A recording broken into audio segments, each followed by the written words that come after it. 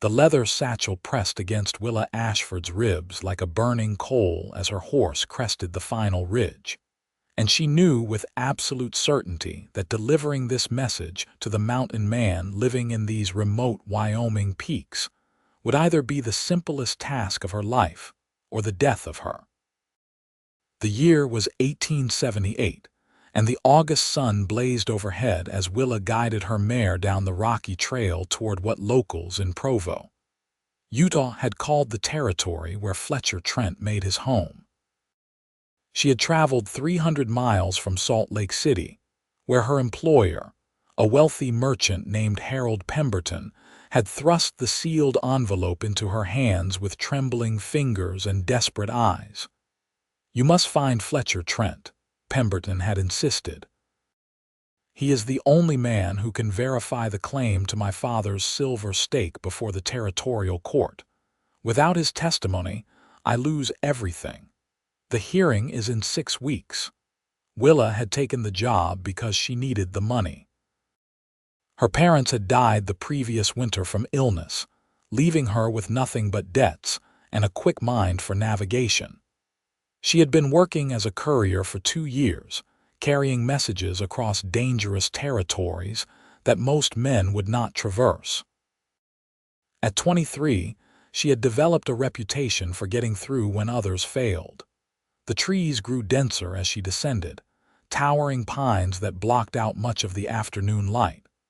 Her mare, a sturdy dun she had named Patience, picked her way carefully over exposed roots and loose stones. Willa kept her rifle within easy reach, though she hoped she would not need it.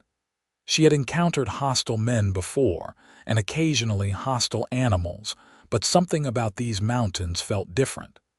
They felt alive in a way that made her skin prickle with awareness. She had been told that Fletcher Trent was a trapper, a man who had disappeared into these mountains 5 years ago and had barely been seen since.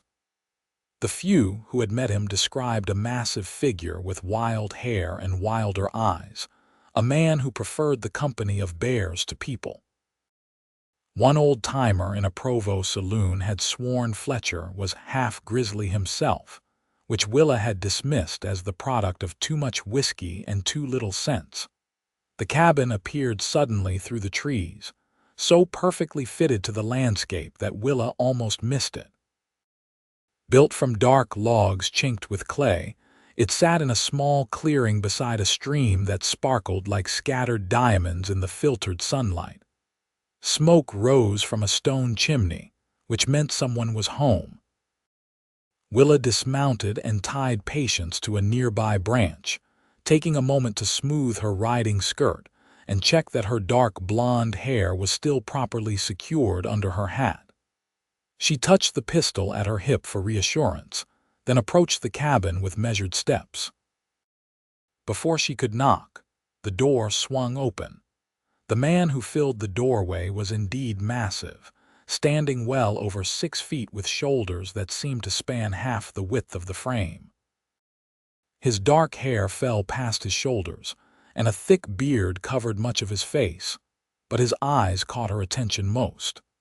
They were a startling shade of green, bright and intelligent, and utterly focused on her with an intensity that made her breath catch. "You are a long way from anywhere," he said. His voice was deep but not rough, educated despite his wild appearance. "Either you are lost or you have business with me." Willa found her voice straightening her spine. "Are you Fletcher Trent?" "I am. My name is Willa Ashford. I have been sent by Harold Pemberton to deliver a message." She reached into her satchel and withdrew the sealed envelope, holding it out to him. Fletcher did not immediately take it. Instead, he studied her with those penetrating green eyes, and Willa had the unsettling sensation that he was seeing far more than her physical appearance. Finally, he accepted the envelope, his fingers rough with calluses as they brushed against hers. "You rode all this way alone?" he asked. "I did. That was foolish." "That was necessary," Willa corrected. "I am paid to deliver messages, not to make safe choices. Something that might have been amusement flickered across his face. He broke the seal on the envelope and read the contents, his expression growing darker with each line. When he finished, he looked back at her. Pemberton wants me to travel to Salt Lake City to testify about a mining claim his father and I worked 20 years ago. That is correct. The hearing is in 6 weeks. I have no interest in returning to civilization. Willa had expected this response. Pemberton had warned her that Fletcher might be difficult to convince. Mr. Pemberton will lose everything if you do not testify. His father's claim is being contested by a man named Silas Burke, who insists your testimony about the original stake markers will prove the claim was properly filed. Burke, Fletcher repeated, and now his expression was definitely dark. That snake is still causing trouble then. You know him. I knew him 20 years ago, and he was a snake then too. He tried to jump our claim, got himself run off when we threatened to involve the territorial marshal. Fletcher folded the letter and handed it back to her. You tell Pemberton I will think about it. Think about it, Willa shook her head. Mr. Trent, I have ridden 300 miles to find you. The least you can do is give me a proper answer. The proper answer is that I need time to consider whether I want to leave these mountains. That is the only answer you are getting tonight. Tonight, Willa glanced at the sky, realizing with a start that the sun had dropped considerably lower during their conversation.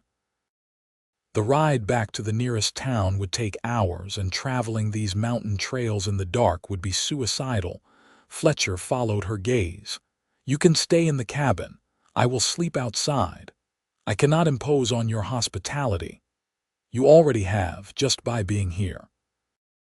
But I will not send a woman alone into these mountains at night, no matter how stubborn she is. He stepped back from the doorway. Come inside. I will make dinner. Willa hesitated, weighing her options. Pride told her to refuse, but practicality won out. She had not eaten since dawn, and her body ached from hours in the saddle. Thank you, she said finally, stepping past him into the cabin. The interior surprised her. She had expected a rough bachelor dwelling, but while the furnishings were simple, everything was clean and well organized.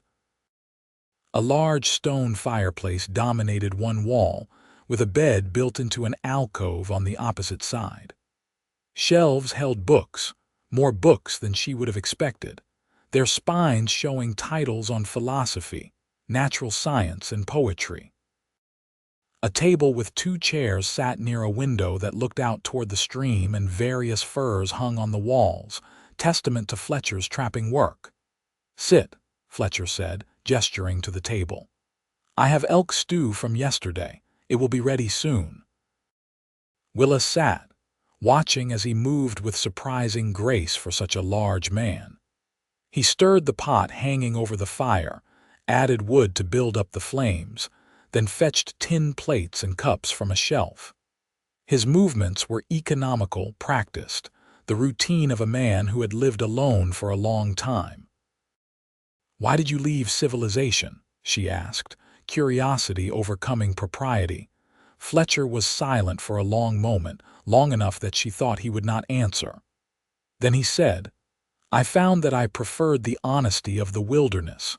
Animals kill because they are hungry or threatened. People kill for reasons far less pure. Something happened to you. Something happens to everyone. Most people just distract themselves from it with noise and company. I chose a different path. He ladled stew into the plates and brought them to the table, along with a loaf of bread that looked freshly baked. Eat. The stew was delicious, rich with herbs and vegetables that must have come from a garden she had not yet seen. Willa ate gratefully, feeling warmth spread through her tired body. Fletcher ate in silence, but it was not an uncomfortable silence. It felt almost companionable, which seemed strange given that they had met less than an hour ago. You read poetry, Willa said, nodding toward the bookshelf. I do. That surprises me, because I live in the mountains. Because most trappers I have met cannot read at all. Fletcher's mouth quirked beneath his beard. I was not always a trapper. I studied at university back east, planned to be a teacher. Then the war came, and after the war came other things, and eventually I found myself here. The war. He meant the Civil War, which had ended 13 years ago but still cast long shadows across the nation.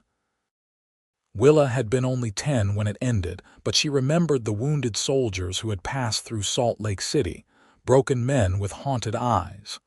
"What did you teach?" she asked. "Literature and philosophy. I had romantic ideas about shaping young minds." He shook his head. "I was very young and very foolish. And now you are old and wise. Now I am older and less foolish. Wisdom remains elusive." Despite herself, Willa smiled. There was something appealing about this strange mountain man, something that went beyond his striking physical presence.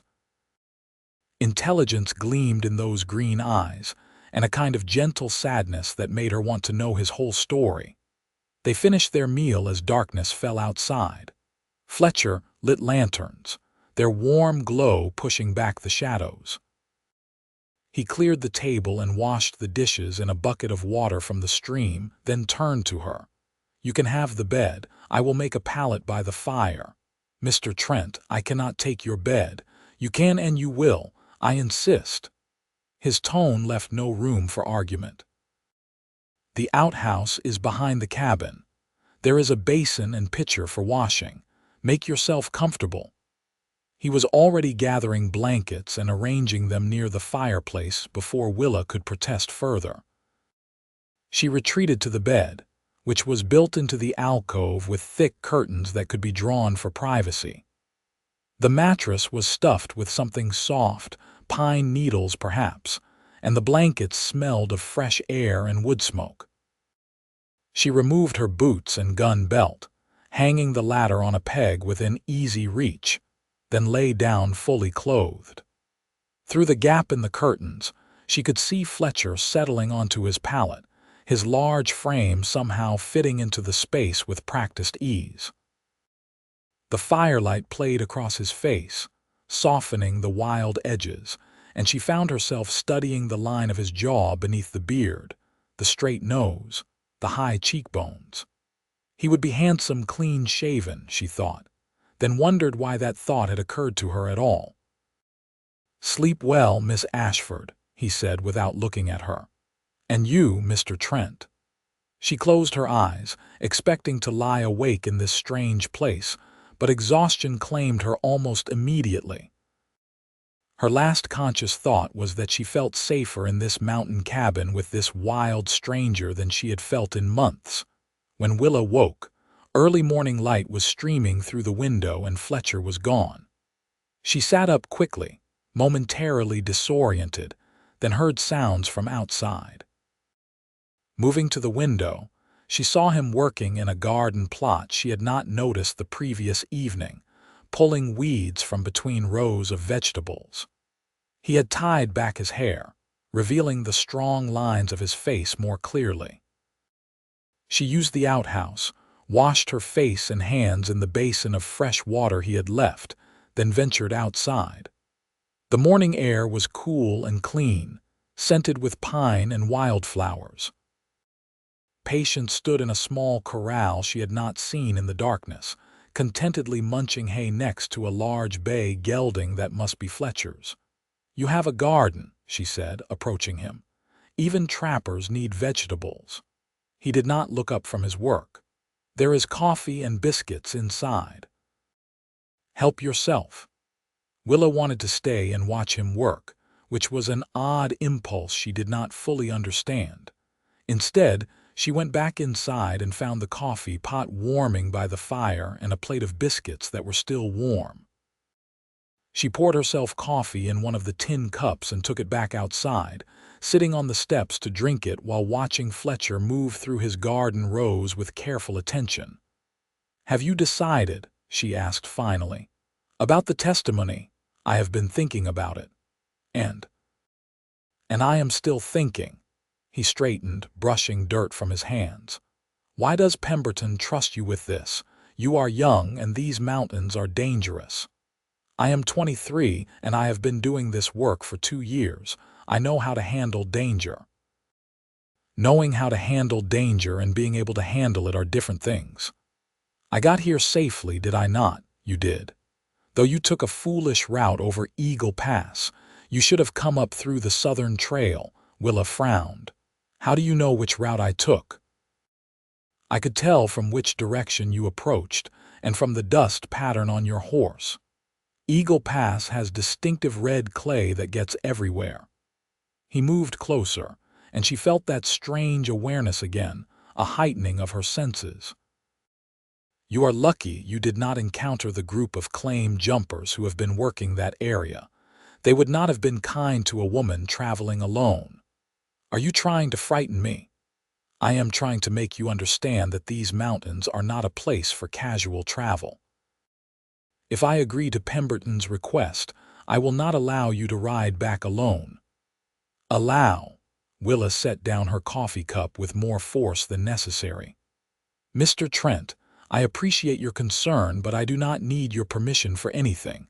I am perfectly capable of taking care of myself. I am sure you believe that. His condescending tone sparked her temper. I have traveled from one end of this territory to the other.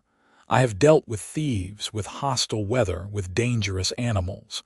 I do not need some mountain hermit to tell me what I am capable of.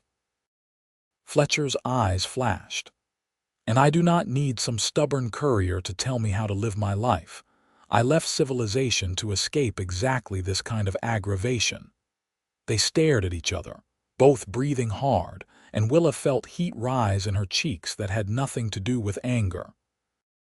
Standing this close, she could see gold flecks in Fletcher's green eyes, could smell pine and wood smoke and something that was uniquely him.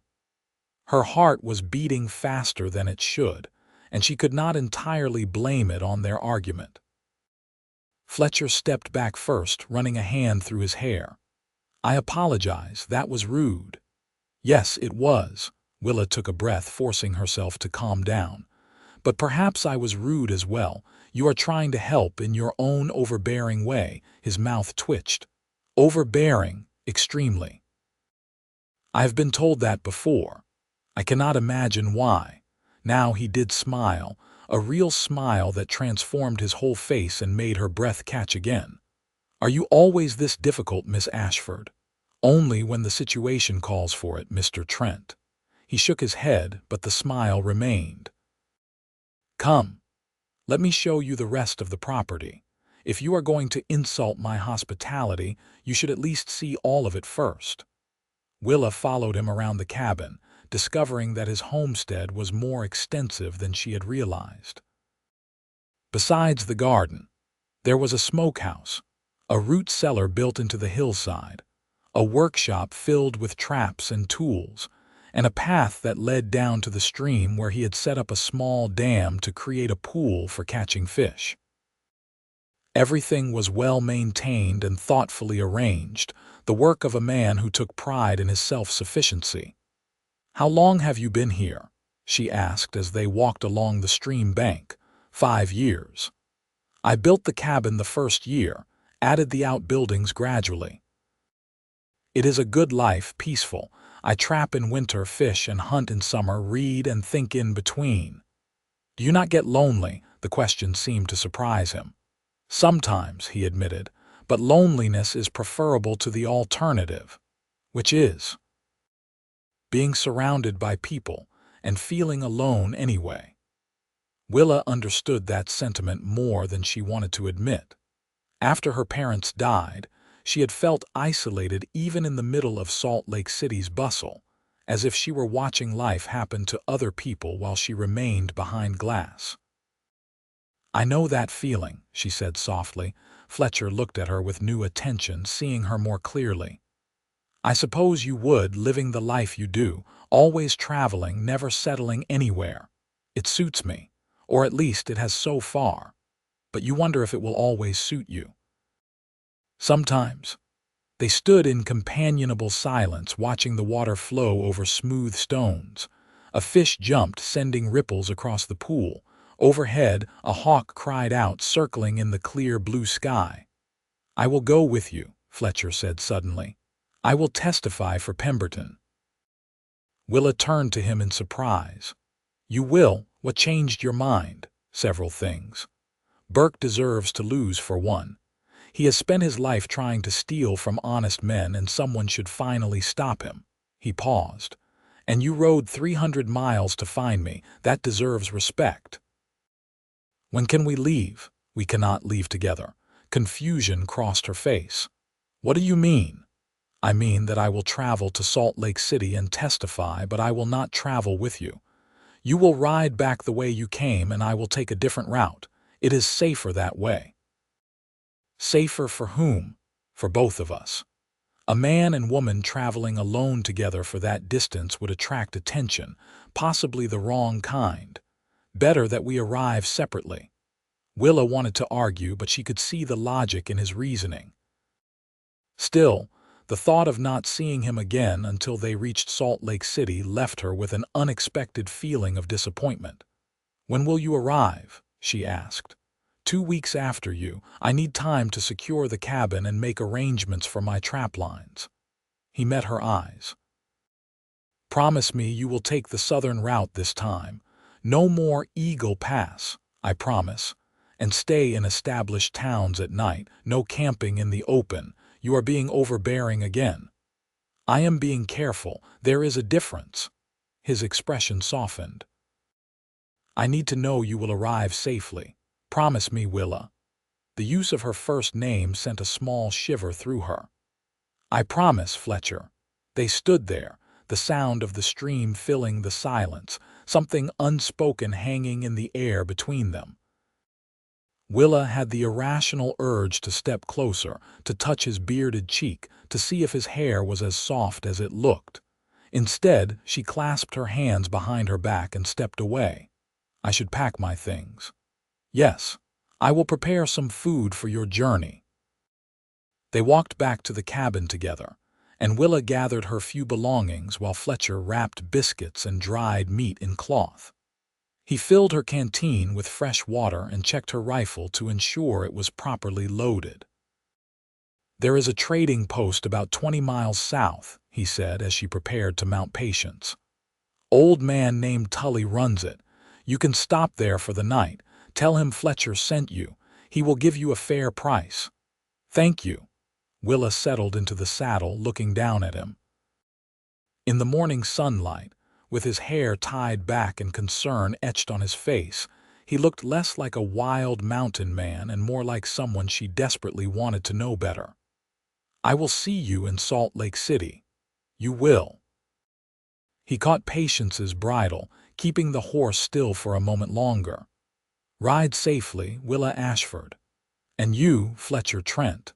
She urged Patience forward, following the trail back up the ridge. At the top, she could not resist turning back. Fletcher stood where she had left him, a tall figure against the backdrop of pines, watching her go.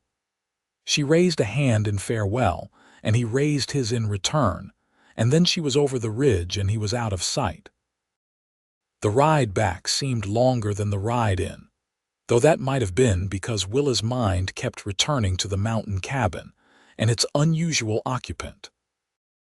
She replayed their conversations, examining each word, trying to understand why a man she had known for less than 24 hours had made such a profound impression on her. She reached Tully's trading post as the sun was setting, a rough log building with a corral and stable attached. The proprietor was indeed an old man, grizzled and bent but with sharp eyes that missed nothing. "I am looking for a room for the night," Willa said. "Fletcher Trent sent me." Tully's expression transformed from suspicious to welcoming. "Fletcher sent you, did he?" "That boy does not send many people my way. You must be special." "I am simply a courier who needed directions." "Uh-huh." Tully led her to a small but clean room behind the store. "Room and board is 2 bits. Stabling is extra." Willa paid him, grateful for the roof over her head and the hot stew he provided for dinner. She fell asleep quickly, but her dreams were filled with green eyes and a voice like distant thunder. The rest of her journey passed without incident. She took the southern route as promised, staying in established towns, arriving in Salt Lake City tired but safe. Harold Pemberton nearly wept with relief when she appeared at his door. "He agreed?" Pemberton asked anxiously. "Trent agreed to testify, he did. He will arrive in approximately 2 weeks." "Thank God, thank God." Pemberton pulled out his purse. "Here is your payment plus a substantial bonus. You have saved my life, Miss Ashford." Willa accepted the money, which would keep her comfortable for several months. "I hope everything works out for you, Mr. Pemberton." She took a room at a modest boarding house run by a widow named Mrs. Chen, a kind woman who asked few questions and provided excellent meals. Willa spent the next 2 weeks in a strange state of restlessness, unable to focus on seeking new employment, unable to settle into the temporary peace of inactivity. She kept catching herself calculating how many days until Fletcher should arrive, kept watching the streets for a tall figure with dark hair. On the 14th day after her return, as she was walking back from the market with vegetables for Mrs. Chen, she saw him. Fletcher stood in front of Pemberton's office, looking profoundly uncomfortable in clothes that were clearly new but ill-fitting on his large frame. He had trimmed his beard short and cut his hair to shoulder length, and the effect was devastating. Willa stopped in the middle of the street, her basket forgotten, simply staring at him. He must have felt her gaze because he turned, and his face lit up when he saw her. He crossed the street in long strides, heedless of the wagon he nearly walked in front of, stopping just short of her. "You made it back safely," he said, and the relief in his voice made her heart skip. "I promised I would. So you did." He looked her over as if checking for injuries. "No trouble on the road, none at all. It was a remarkably boring trip." "Good. Boring is good." They stood there, grinning at each other like fools until a passing matron gave them a sharp look and Willa remembered where they were. "Have you seen Pemberton yet?" she asked. "I just arrived. I was about to go in. Would you like company?" "I would like that very much." They climbed the steps to Pemberton's office together, and the merchant's face when he saw Fletcher was worth capturing in a painting. Pemberton pumped Fletcher's hand enthusiastically, thanking him over and over, then launched into explanations about the hearing, which was scheduled for 3 days hence. "Burke has hired a lawyer from California," Pemberton said nervously. "A man with a reputation for twisting facts. We need to be prepared for difficult questions." "I will tell the truth," Fletcher said simply. "That is all I can do." "Yes, yes, of course, and the truth will be enough. It has to be enough." Pemberton wrung his hands. "Where are you staying, Mr. Trent? I can arrange a room at the hotel." "That would be appreciated." They concluded their business, and Willa walked with Fletcher to the hotel, a relatively new building with actual glass windows and a carpet in the lobby. The clerk looked askance at Fletcher's rough appearance, but the coins Pemberton had provided changed his attitude quickly enough. "Will you have dinner with me?" Fletcher asked as they stood in the lobby. "I find I have missed conversation." "You missed conversation?" "I thought you preferred solitude." "I thought I did too. Apparently I was wrong." They ate at a restaurant that catered to miners and teamsters, nothing fancy but with good solid food and plenty of it. Fletcher seemed tense, his shoulders tight, his eyes constantly scanning the room. "You do not like cities," Willa observed. "I have forgotten how to be around this many people. The noise, the smells, the constant movement, it sets my teeth on edge. How long has it been since you left the mountains?" 5 years, almost exactly. "I came down to Provo once about 2 years ago for supplies, but that is a small town, not like this." Salt Lake City is not so large compared to eastern cities. It is large enough for me. He focused on his plate, cutting his steak with precise movements. How have you been these 2 weeks? Besides bored. Restless, Willa admitted. I should have been looking for new work, but I could not seem to focus. Why not? She met his eyes. I am not sure. The air between them felt charged, crackling with something unnamed. Fletcher set down his fork. Willa, I need to tell you something. What is it? These past 2 weeks, I could not stop thinking about you, wondering if you were safe, if you made it back without trouble. I told myself I was being foolish, that you were a capable woman who did not need my worry, but the worry remained. Willa's heart was pounding. I thought about you too, more than I should have. How much should you have? Probably not at all, given that we spent less than a day together. And yet I found myself looking forward to seeing you again with an intensity that frightened me. Fletcher reached across the table, taking her hand in his large, calloused one. I am glad I am not alone in this madness. What do we do about it? I do not know. I live in the mountains. You live on the road. Neither of those circumstances is conducive to whatever this is between us. Willa twined her fingers with his, marveling at how right it felt.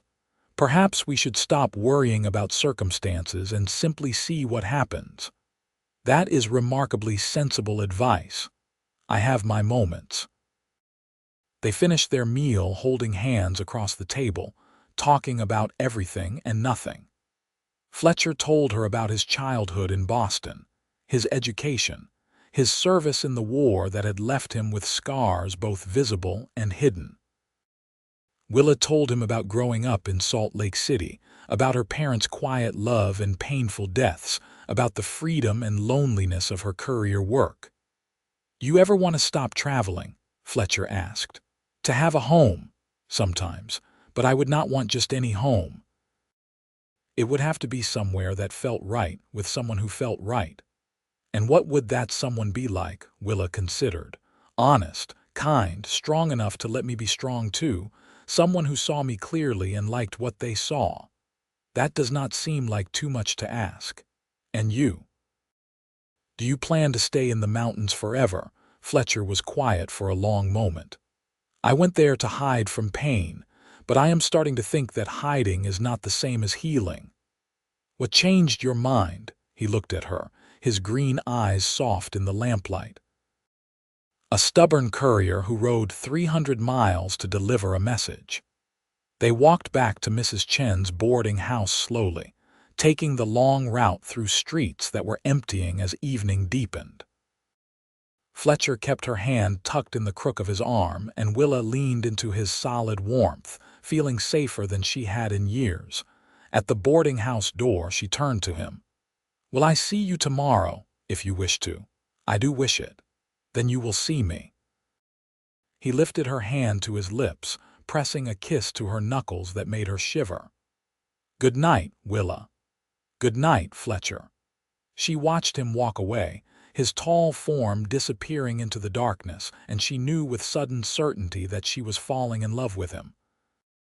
The realization should have frightened her, but instead it felt like coming home. The next 3 days passed in a blur of anticipation and nervousness. Fletcher met with Pemberton and his lawyer to prepare for the hearing, while Willa attempted to be patient and not interfere. Each evening, Fletcher came to the boarding house, and they would walk through the city, talking for hours about their pasts, their dreams, their fears. I lost my wife in the war, Fletcher told her on the second evening, the words coming slowly as if each one cost him. Not to battle. She died of fever while I was away fighting. By the time I got home, she had been buried for 3 months. Willa squeezed his hand. I am so sorry. Her name was Margaret. We had only been married a year before I enlisted. I was young and stupid and full of patriotic fervor. I thought I was doing the right thing. You were serving your country. I was leaving my wife alone to die. After the war, I could not stay in Boston. Everything reminded me of her, of what I had lost. I wandered west, ended up working the silver claim with Pemberton's father, then moved on when that ended. Eventually, I found the mountains, and they felt like the only place where I could breathe. And now I am not sure what I feel. The mountains are still home, but they feel emptier than they used to.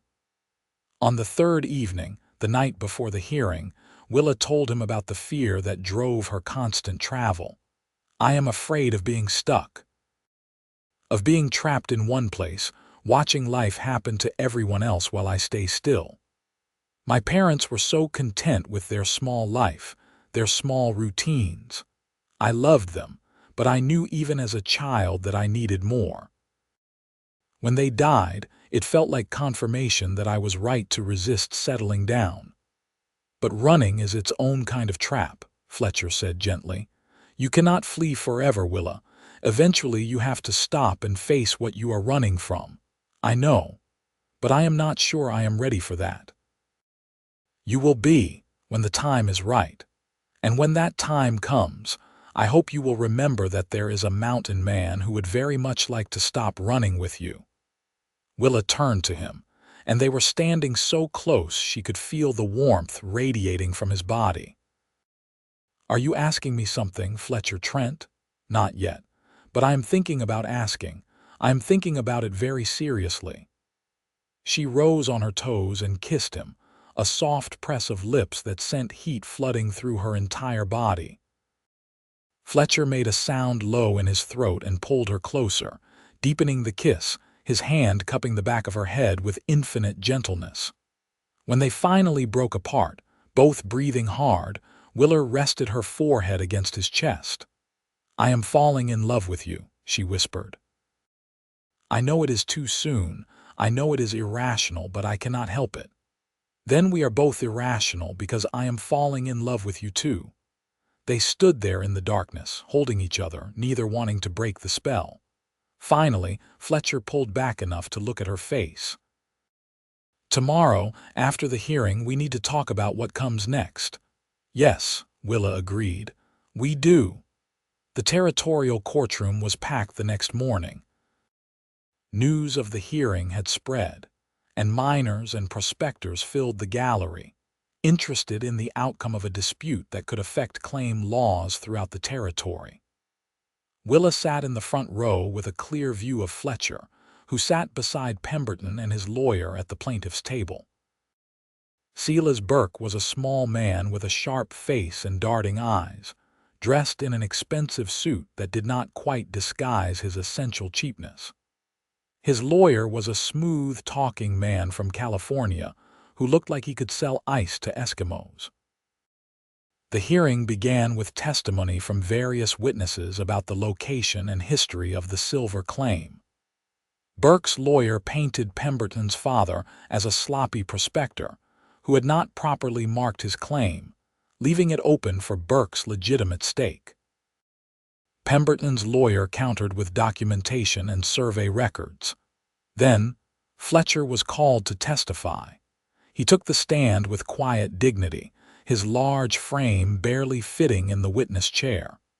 He swore on the Bible to tell the truth, then faced the lawyers with calm composure.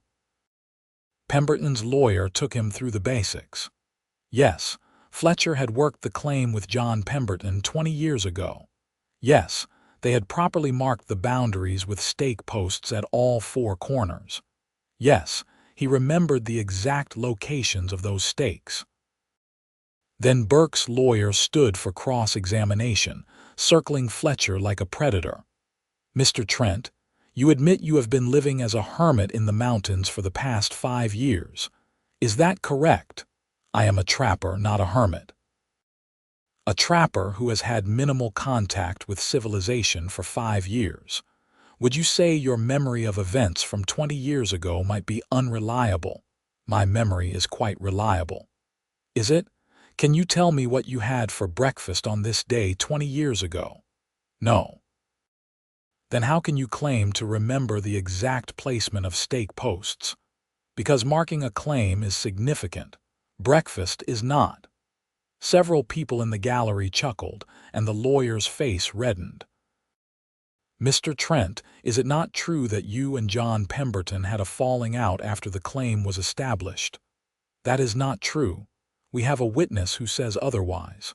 "Then your witness is lying." "Lying? That is a strong accusation." "It is an accurate one. John Pemberton and I parted on good terms. He sold his share of the claim to pursue other opportunities, and I moved on to different work. There was no falling out. Burke's lawyer tried several more angles, but Fletcher remained unshakable. His testimony was clear, detailed, and obviously truthful. Even the judge seemed impressed by his straightforward manner.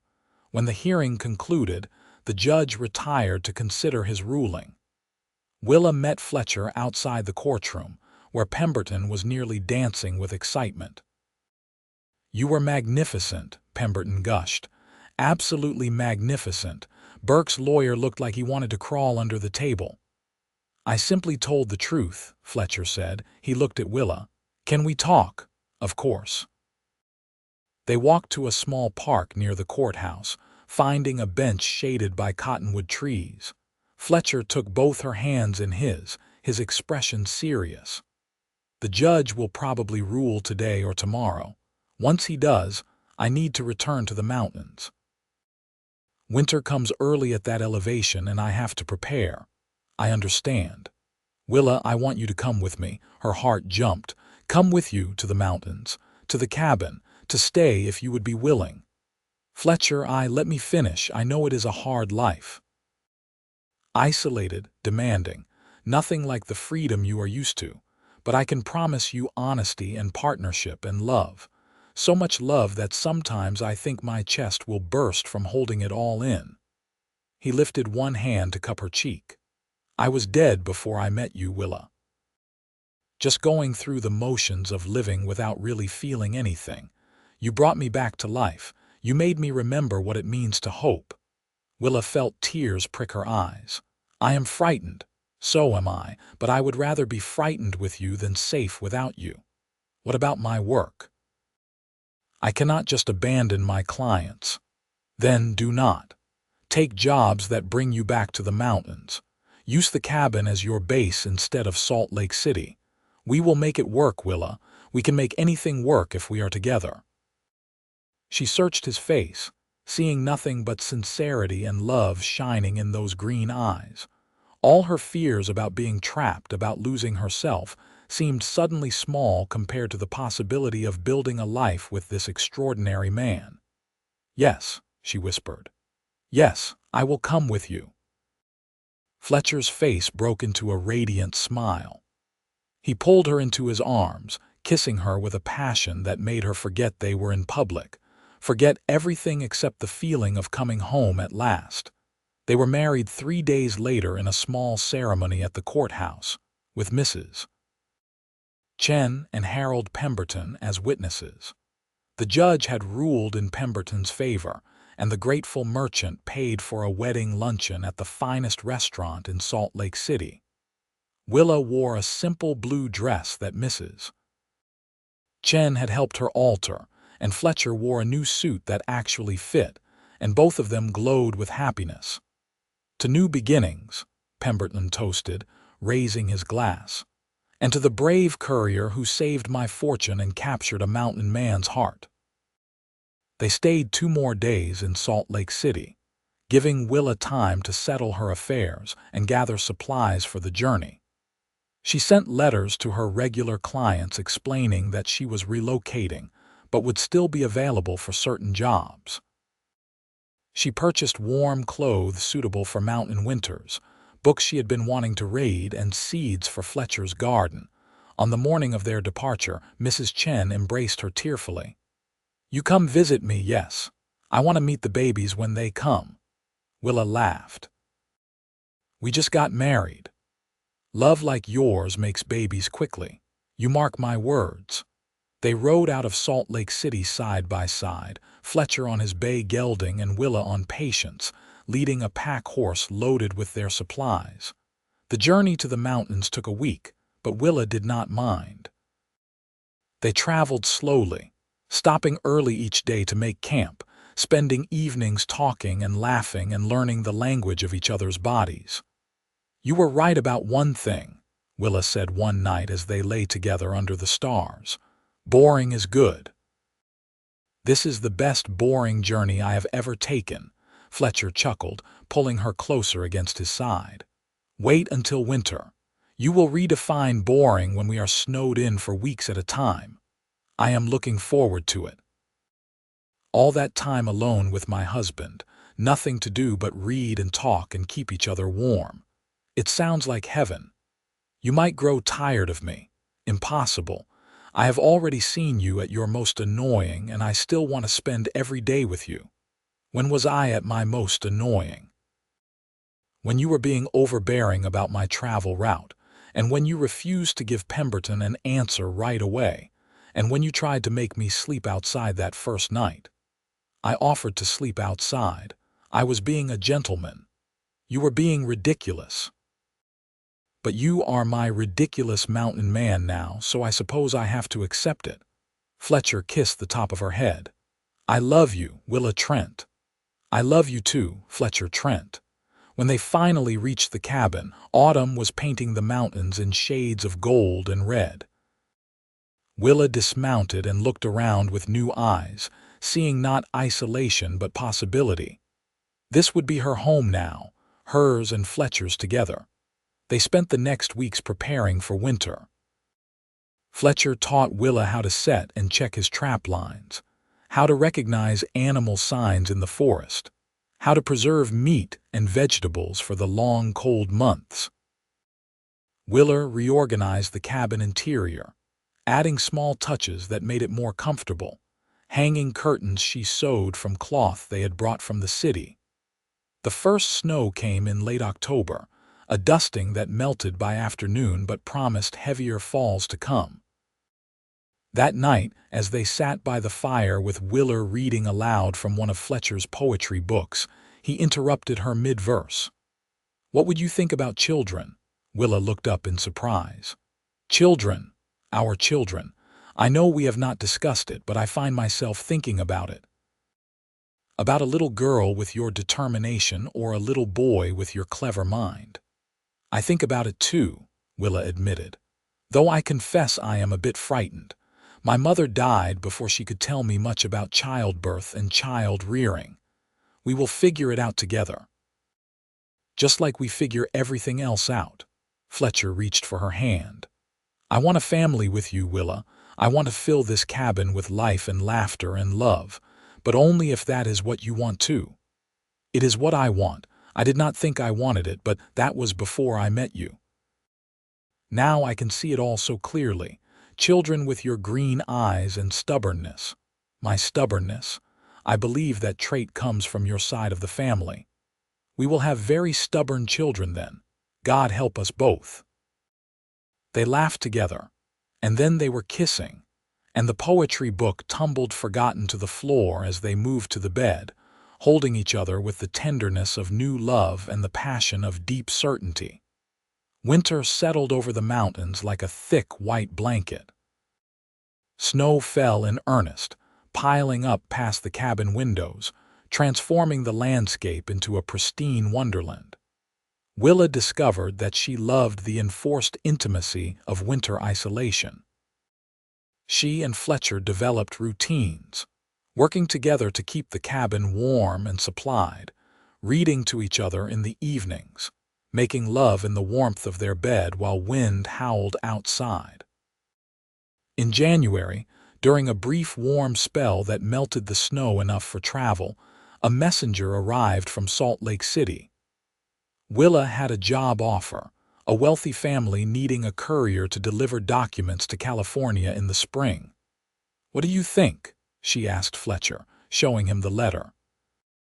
"I think you should do it if you want to. Would you come with me to California? That is a long journey, I know. But I do not want to be away from you that long, and perhaps we could visit San Francisco, see the ocean. We could make an adventure of it." Fletcher considered, then nodded slowly. "Why not? The trapping season will be over by spring. We could close up the cabin and go exploring together. Really, You would be willing to travel. With you, I would be willing to do almost anything. He pulled her into his arms. Besides, you married a mountain man. You should at least get to show me off to civilization occasionally. Willa laughed, joy bubbling up inside her. I love you so much. I love you too. Even when you come up with crazy ideas about traveling to California. But the trip to California never happened. In February, Willa woke one morning feeling queasy. The feeling persisted for several days, accompanied by tenderness in her breasts and an unusual fatigue. When she realized she had missed her monthly courses, she sat down heavily at the table, one hand pressed to her stomach. Fletcher found her there, staring at nothing. "What is wrong?" "I think I am pregnant." His face went through several expressions in rapid succession: shock, fear, and finally landing on joy. "Pregnant, are you certain?" "Not entirely, but all the signs are there." Fletcher knelt beside her chair, taking both her hands. "How do you feel about it?" "Terrified. Excited. Wondering if Mrs. Chen has mystical powers of prediction." She met his eyes. "How do you feel?" "The same. Terrified and excited and so full of love I could burst." He pressed his hand over hers on her stomach. "Our child. We made a child together."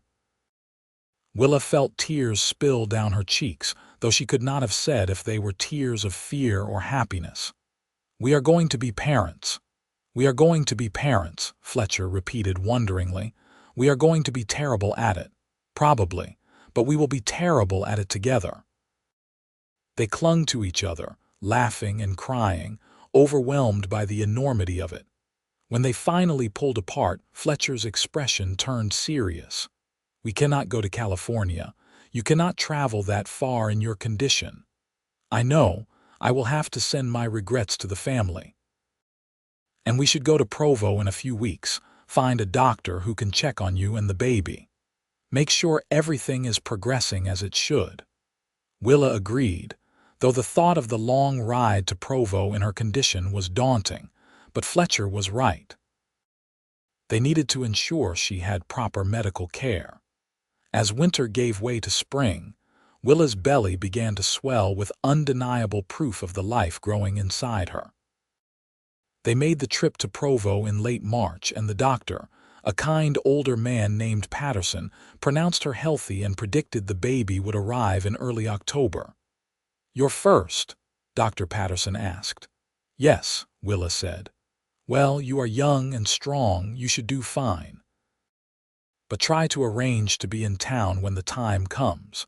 Mountain births can be complicated if something goes wrong." They returned to the cabin with mixed feelings. Willa did not want to leave their home, but she understood the wisdom of being near help when the baby came.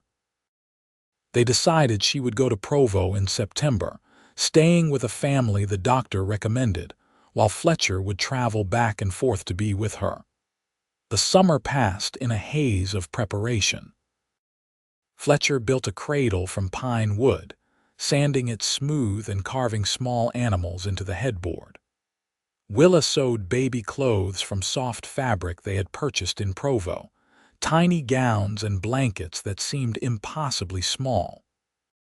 They argued good-naturedly about names, unable to agree but enjoying the debate nonetheless. "Samuel," Fletcher suggested one evening.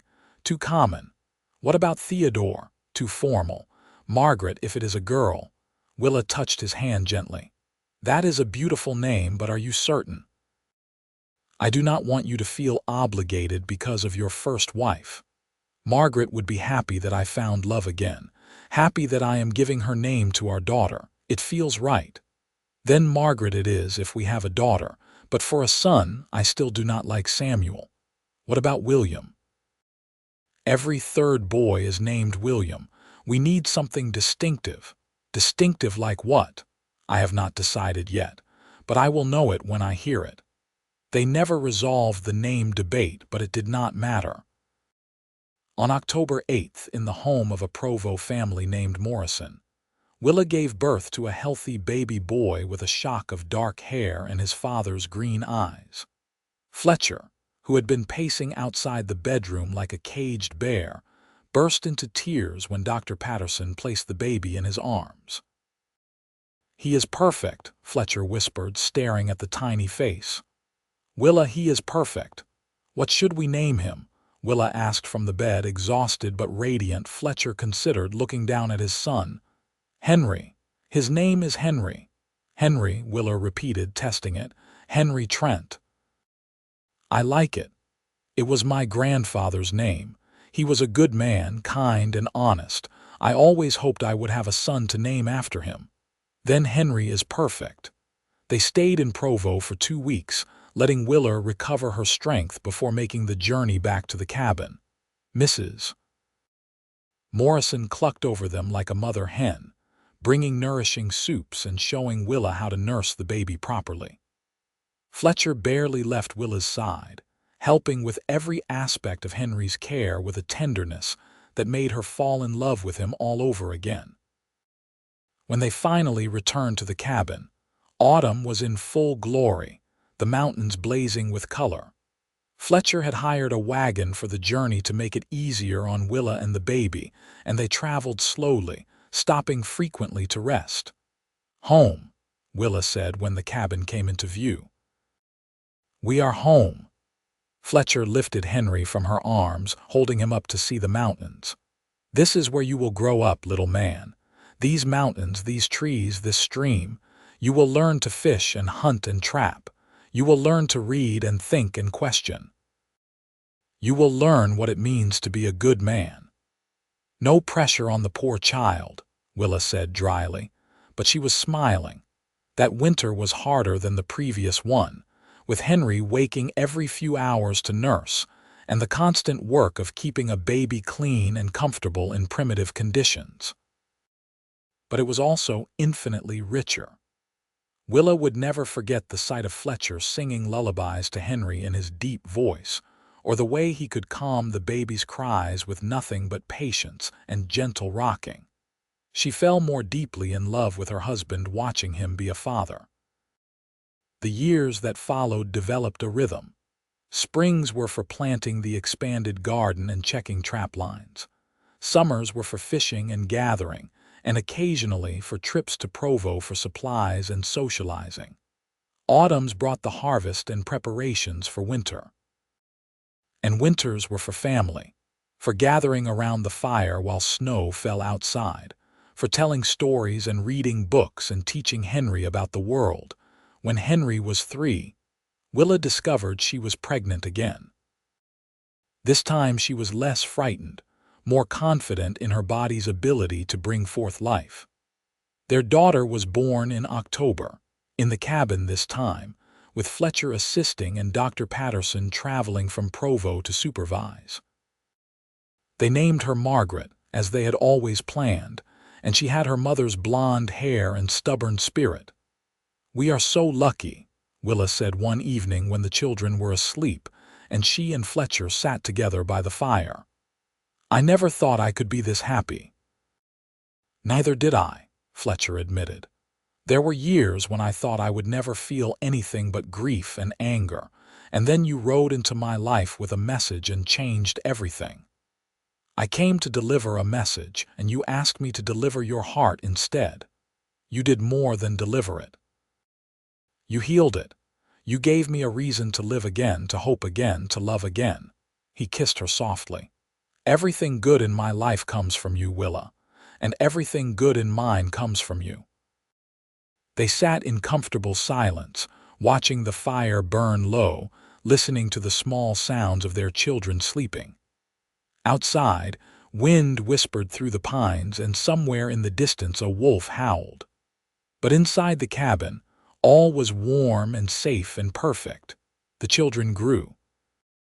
Henry became a serious boy who loved books as much as his father did, often found reading under trees in summer or curled near the fire in winter. Margaret was wild and adventurous, always exploring, always pushing boundaries, keeping her parents constantly vigilant. They were different as night and day, but they adored each other, rarely fighting and always playing together.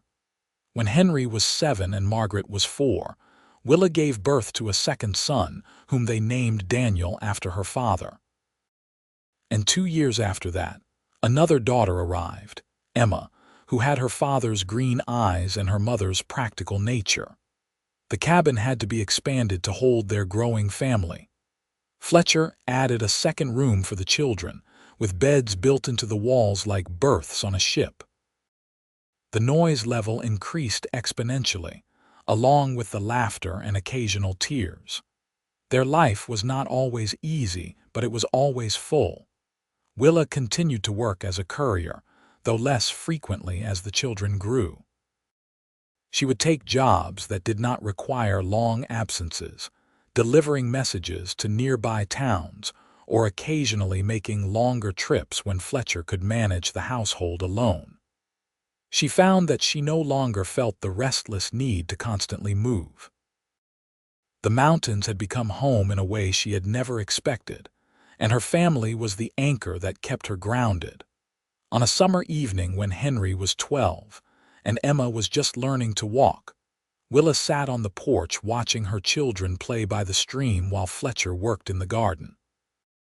The setting sun painted everything gold, and the sound of childish laughter mixed with birdsong and running water created a symphony of peace. Fletcher joined her on the porch, wiping dirt from his hands. "What are you thinking about?" "How different my life is from what I imagined it would be. 10 years ago, I could not imagine staying in one place. I thought I would always be on the move, always chasing something just over the horizon. You regret it, giving up that freedom, not for a single moment. I found something better than freedom. I found belonging." She took his hand. "I found you. And I found you." The stubborn courier who rode 300 miles to deliver a message and ended up delivering so much more. They watched their children play as the sun sank lower, painting the sky in shades of orange and pink. Henry was teaching Margaret how to skip stones across the water while Daniel watched in fascination. Little Emma toddled nearby, her chubby legs carrying her in determined circles. "You ever think about going back to Boston?" Willa asked. "Showing the children where you came from?" Fletcher considered. "Sometimes. Perhaps when they are older we could make the journey, let them see the ocean, experience a real city, but this is home now. These mountains, this cabin, you and the children, this is where I belong. We could take them to Salt Lake City next summer. It would be an adventure for them, and I would like to visit Mrs. Chen. She must be getting older, and I would like her to know how right she was about the babies." Fletcher laughed. "That woman is probably still predicting babies for every newlywed who crosses her path. But yes, we should visit. Henry would love seeing a real bookstore, and Margaret needs to learn that there is a world beyond these mountains. She is so much like I was at her age, wild and fearless and convinced she is invincible." "She is like you are now," Fletcher corrected. "You never lost that wildness. You just channeled it differently." As full darkness fell, they gathered the children and brought them inside for dinner. The cabin was warm and noisy, filled with chatter about the day's adventures. Henry talked excitedly about a hawk's nest he had found.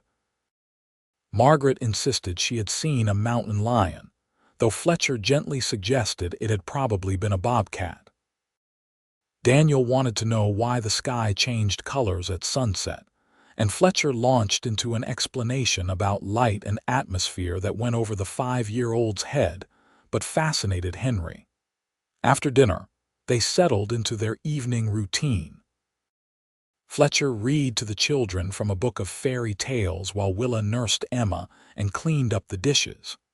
Then the children were bundled into their beds with kisses and murmured good nights, and finally, the cabin was quiet except for the crackle of the fire.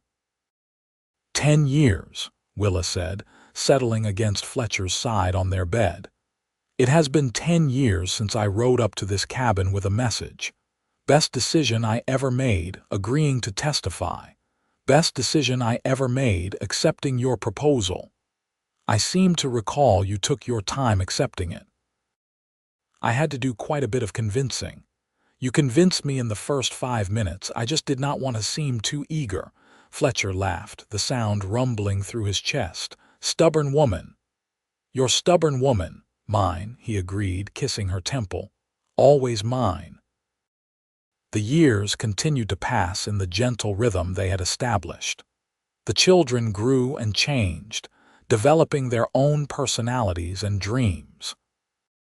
Henry announced at 14 that he wanted to be a teacher like his father had planned to be, and Fletcher began instructing him in Latin and advanced mathematics. Margaret declared she would be a trapper like her father, much to Willa's mixed amusement and concern. Daniel wanted to be a doctor after Dr. Patterson let him observe a minor surgery during a trip to Provo. Emma, practical Emma, said she would think about it when she was older and not a minute before. When Henry turned 16, they made the long-discussed trip to Salt Lake City. It took 2 weeks of travel with 4 children, but they managed it, arriving dusty and tired but in good spirits. Mrs. Chen, now quite elderly but still sharp as ever, cried when she saw Willa and met the children. "I told you," she said triumphantly. "I told you love like yours makes babies quickly." "You were right about everything," Willa agreed, embracing the old woman carefully. They stayed 2 weeks in Salt Lake City, showing the children museums and libraries and shops. Henry was in heaven surrounded by so many books. Margaret found the crowds overwhelming but loved the stories of the early pioneers. Daniel befriended the local doctor and spent hours asking questions about medicine. Emma methodically visited every shop, making mental notes about prices and inventory with a businesswoman's eye. "She is going to own a store one day," Fletcher predicted. "Mark my words." On their last evening in the city, Willa and Fletcher walked alone through the streets where they had once courted. So much had changed, yet the core of what they felt for each other remained as strong as ever. "Do you ever wonder what would have happened if you had not agreed to testify?" Willa asked. "Every day. And every day I thank God that I did agree, because otherwise I would have spent the rest of my life alone in those mountains, never knowing what I was missing. We were so lucky to find each other. Luck had nothing to do with it. You were brave enough to ride 300 miles. I was brave enough to change my life. And somehow, impossibly, we were exactly what each other needed." They returned to the mountains as summer was turning to autumn, and the children declared they were glad to be home. The cabin felt small and perfect after the bustling city, and even Margaret admitted she had missed the quiet of the forest. Life settled back into its rhythm, seasons turning one into another, years flowing by like the stream outside their door. The children eventually grew and left, one by one, to pursue their own dreams. Henry became a teacher in Provo. Margaret married a young trapper and built her own cabin 50 miles to the north. Daniel went to medical school in California and returned to practice in Wyoming. Emma opened a general store in a growing town near Provo, and it became the most successful business in the region. Through it all, Willa and Fletcher remained in their mountain cabin, growing older together, their love deepening with each passing year. They became grandparents and then great-grandparents, and the cabin that had once held just 2 became a gathering place for an ever-expanding family. On a spring morning in 1913, 35 years after Willa had first ridden up to the cabin, she and Fletcher sat on the porch watching their great-grandchildren play by the stream. They were both 73 now, their hair silver, their faces lined with age and laughter. "Do you remember the day we met?" Willa asked, her hand in Fletcher's as it had been for all these years. "Every detail. You were dusty and determined with fire in your eyes. I knew immediately you were going to complicate my life. And did I, magnificently. You turned my quiet, solitary existence upside down and gave me everything I did not know I needed.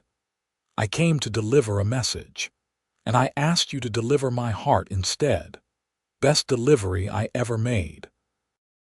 Fletcher lifted her hand to his lips, kissing it with the same tenderness he had shown 35 years ago.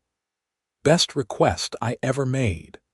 They sat together as the sun climbed higher, surrounded by the sounds of family and the beauty of the mountains they had called home for so long.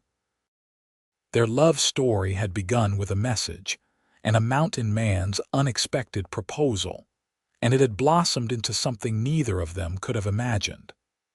A life filled with children and grandchildren, with challenges overcome and joys celebrated, with a love that had only grown stronger with time. As the afternoon wore on and the family gathered for dinner, Fletcher pulled Willa close and whispered in her ear, "Thank you for riding 300 miles to find me. Thank you for saying yes.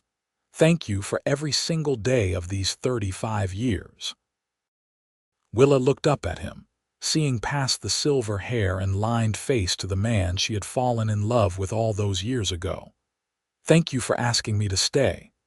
Thank you for loving me, for giving me a home, for showing me that belonging does not mean being trapped. Thank you for everything, Fletcher Trent." They kissed, soft and sweet, and around them their family cheered and laughed.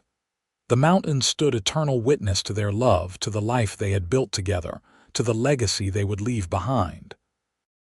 It had all started with a message delivered and a heart offered, and it had become something beautiful beyond measure.